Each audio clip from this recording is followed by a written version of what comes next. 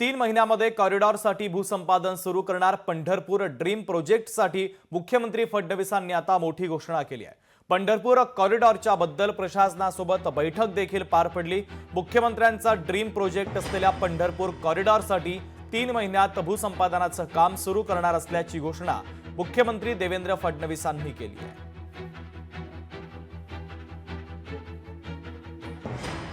कॉरिडॉरचं काम जे आपल्याला करायचं आहे त्याचा एक ब्रॉड आराखडा आपण तयार केलेला आहे।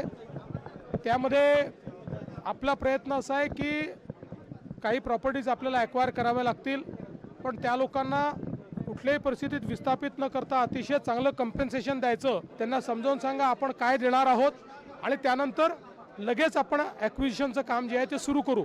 त्यामुळे कुठेही लपालपी न करता लोकांना विश्वासात घेऊन हे काम लवकर सुरू करायचं। आम्हाला पुढच्या 3 महिन्यात आम्हाला ॲक्विजिशनचं काम सुरू करायचं।